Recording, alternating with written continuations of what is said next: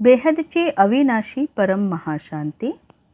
October programme 2024 यामधील 19 तारखेला ब्रह्मामाजींनी मुलांशी साकार मिलन करताना काय मोलाचे वचन सांगितलेले आहे ते आपण आजच्या व्हिडिओमध्ये पाहणार आहोत. परमशांती. ब्रह्मामा साकार मिलन 19-10-24. यानंतर ब्रह्मामा सर्व मुलांना उद्देशून म्हणतात, बेहदची अविनाशी परम महाशांती. सर्व विश्वपरिवर्तक आत्म्यांना, स्वपरिवर्तनातून विश्वपरिवर्तन करणाऱ्या आत्म्यांना, विश्वसेवाधारी आत्म्यांना बेहदची अविनाशी परम महाशांती. स्वतःला विश्वसेवाधारी, विश्वकल्याणकारी आत्मे समजताना स्वपरिवर्तनातून विश्वपरिवर्तनाचा अर्थ तुम्हाला समजतो ना? आणि बेहदच्या परम महाशांतीचे यथार्थ ज्ञान या सर्वांसाठी असले पाहिजे. आपण जे बोलतो त्याचा यथार्थ अर्थ काय आहे? यथार्थ म्हणजेच अर्थाचाही अर्थ आहे. असे आत्मे ज्यांना बेहदचा अर्थ समजतो, अशा विश्वसेवाधारी, स्वपरिवर्तनातून विश्वपरिवर्तन करणारे आत्मे कधीपासून सेवा करत आहेत, पण हे स्वपरिवर्तनातून विश्वपरिवर्तन का होत नाही आहे? माजी पुढे म्हणतात की तुम्हाला माहिती आहे का की जे आपले बापूजी आहेत ना, ते प्रत्येक काम वेळेच्या आधीच करतात. ते शाळेत असताना सुद्धा सर्व कामं वेळेच्या आधीच करायचे. जसे अभ्यास करणे, ऑफिसचे काम, सर्व कामं वेळेच्या आधीच तयार करून ठेवायचे. आता सर्व मुलांना पण दादाजींचाच आदर्श समोर ठेवून वेळेच्या आधीच स्वपरिवर्तनातून विश्वपरिवर्तन करायचे आहे ना. आता विश्वपरिवर्तन न होण्याच्या कारणांचा विचार केला असता काय कारण असेल? कुठे ना कुठे अजूनही अंश मात्र देखील आपले मन कुठेतरी गुंतलेले असेल, तर स्वपरिवर्तन कसे होईल? आपला एकच पेपर आधी पण होता आणि आता पण आहे. सुरुवातीला जेव्हा ब्रह्माकुमारीमधील आश्रमाची पायाभरणी झालेली होती, तेव्हा सुद्धा नवीन दुनियेची म्हणजेच सतयुगाची सुरुवात करणे हाच पेपर होता. तेव्हा सुद्धा 450 आत्मे घरदार सोडून ब्रह्माकुमारीला समर्पित झालेले होते.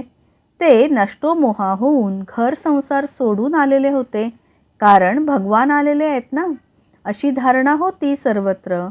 ते कृष्णाला आपला भगवान मानत होते ना. आपले भगवान तर बेहदचे दादाजी आहेत. आदी आणि अंत समयीचे दोन्ही पेपर एकच आहेत ना. पण समजा आपण संकल्पातून कुणाशी तरी जुळलेलो असल्यास आपली बेहद पॉवर, बेहद एनर्जी गोळा होणार नाही.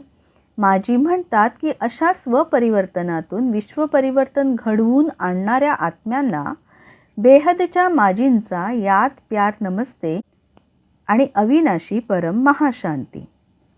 माजी पुढे म्हणतात की आपण परमशांती परमशांती म्हणतो ना, पण परमशांती कुठून येईल? बेहदच्या बेहदचा आत्मा अतिशक्तिशाली वायुमंडळातील एक अंशमात्रापासून एवढे मोठे विश्व बनलेले आहे. जसे एका छोट्याशा अतिसूक्ष्म बीजापासून किती विशाल वृक्ष आणि फळं तयार होतात, अशा प्रकारे परम महाशांतीचे जे वायुमंडळ आहे, तिथून आपल्याला दादाजींना आठवायचे आहे. तेव्हाच परमशांती धर्तीवर म्हणजेच इथे येईल. यानंतर सर्वांचे कल्याण होईल आणि नष्टोमोहाची स्टेज होईल. तेव्हाच कल्याण होईल.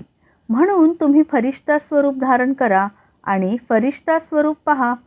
स्वतःला आत्मस्वरूपात पहा. आत्मस्वरूपात राहण्याची आणि एकांतवासाची प्रॅक्टिस करावी लागते. लोकांच्या गराड्यात राहून आत्मस्वरूपाची प्रॅक्टिस करता येणार नाही, कारण अंतर्मुखी सदा सुखी.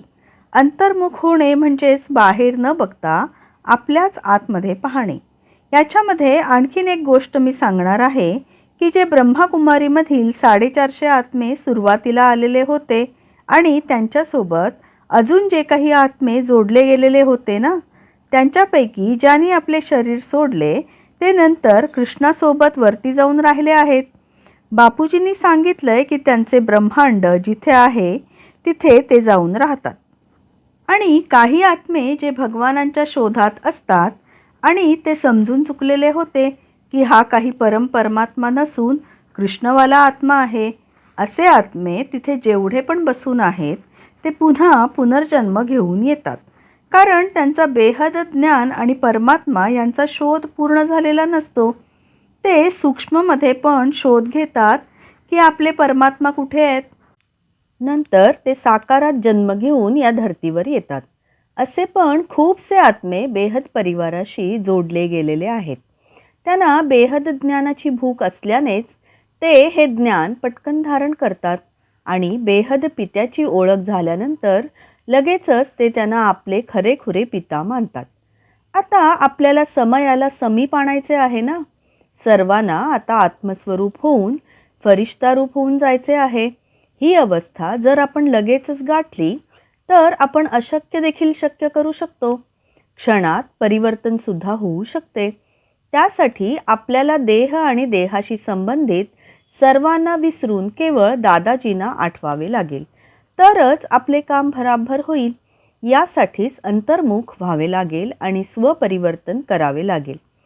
सारखे सारखे आता हेच सांगायचे आहे आणि काय वेगळे सांगणार.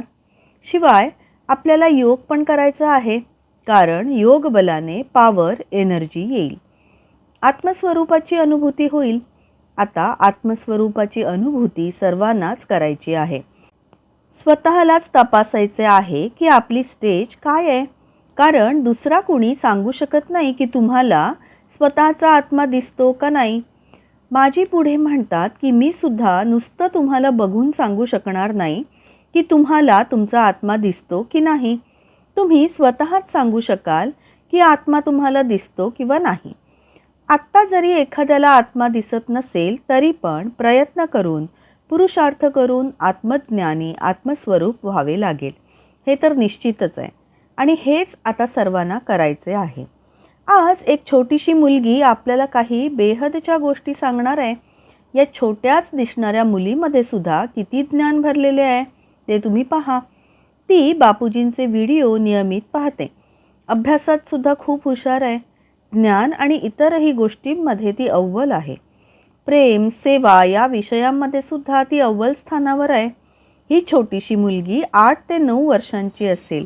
तिचे नाव आहे कृष्णा. ती नेपाळहून आलेली आहे. आता पुढे कृष्णा म्हणते की बेहदच्या सर्व बंधू भगिनींना अविनाशी बेहदची परम महाशांती. मा बापूजींच्या श्रीचरणांना कोटी कोटी नमन वंदन. ती पुढे म्हणते की आज बेहदच्या सर्व मुलांसाठी खूप जास्त भाग्यशाली दिवस आहे, कारण आज बापूजी आणि मा आपला अमूल्य वेळ खर्च करून आपल्या मुलांना आशीर्वाद द्यायला येणार आहेत. तर आपलं जीवन किती धन्य झालं आहे की बापूजी आणि मा यांनी आपल्याला आपली मुले होण्याचे सौभाग्य दिले आहे आणि ते आपल्याला ज्ञानाच्या गोष्टी पण सांगत आहेत. हे बेहदचे ज्ञान कुठल्याच पुस्तकांमध्ये लिहिलेले नाही.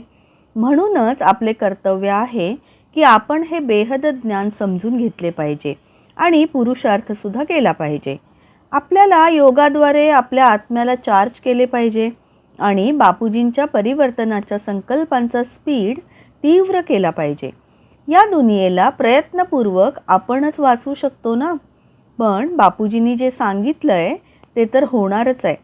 बापूजींनी आम्हा मुलांना एवढा वेळ दिला जेणेकरून आपण जागृत झाले पाहिजे, ज्ञान समजून घेऊन आपल्या स्थानावर स्थित झाले पाहिजे, जेणेकरून या दुनियेमध्ये घडणाऱ्या घटनांमधून आपण वाचले पाहिजे ना.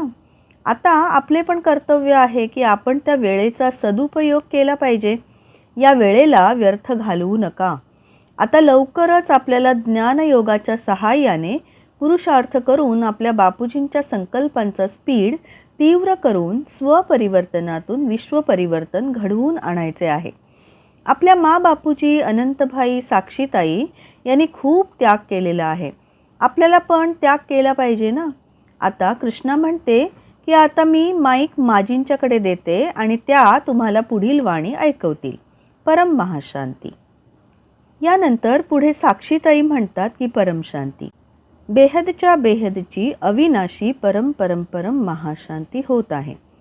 सर्व बंधू भगिनी आणि सर्वांचे बेहदच्या स्थानावर स्वागत आहे. बापूजींनी आपल्याला आपल्या परिवाराला बेहदचा अमर परिवार म्हटलेले आहे. आपल्या परिवाराला अमर परिवार असे का म्हटलेले आहे? कारण आपण सर्व अमरलोकात जाणार आहोत ना. अमरलोकात जाण्यासाठी आपल्याला काय करायचं आहे ते आत्ताच ही कृष्णाताई आपल्याला शिकवून गेली आहे. जर आपण तिच्या बोलण्यातला मुद्दा लक्षात घेतला तर आपल्याला धारणा स्वरूप कसे व्हायचे आहे, त्याग तपस्या कशी करायची आहे, हे सर्व आपल्याला बापूजींनी आधीच सांगून ठेवलेले आहे. आपण जो पुरुषार्थ रोज करतो, धारणा मूर्त होतो, ते अजून तीव्र स्वरूपात करायचे आहे. बापूजी आल्यावर आपल्याला आत्मस्वरूप आत्मदृष्टीमध्ये स्थित राहायचे आहे. आजूबाजूला पण आत्माच पाहायचा आहे. सर्वांना देह आणि इंद्रिय यांच्या पलीकडे फरिश्ता स्वरूप पाहायचे आहे. फरिश्ता रूप ज्यांचे फरशीशी काहीही नातं असत नाही ते असे हलके आपल्याला राहायचे आहे. रोज पुरुषार्थ दिव्य संदेश यामध्ये आपण ऐकतो ना की हलके होऊन राहायचे आहे. या हलके असण्याचे दोनच अर्थ आहेत, वजनाला हलके आणि निसंकल्प. आता बापूजी आल्यावर सर्वांनी आत्मस्वरूपात राहून त्यांच्याकडून परमपावर परमप्रकाश घ्यायचा आहे. बेहदच्या बेहदची अविनाशी परम परम परम महाशांती होत आहे. दर्शक हो, हा व्हिडिओ आपल्याला आवडला असल्यास व्हिडिओला लाईक करा, भरपूर शेअर करा, छान छान कमेंट्स करा. तसेच बापूजींच्या मराठी आणि हिंदी यूट्यूब चॅनलला जरूर सबस्क्राईब करा. त्यावरील सर्व व्हिडिओ पाहून व्हिडिओजना पण लाईक करा, छान छान कमेंट्स करा आणि भरपूर शेअर करा. आता लवकरच स्वपरिवर्तनातून विश्वपरिवर्तन होणारच आहे. बेहदच्या बेहदची अविनाशी परम परम परम महाशांती होत आहे.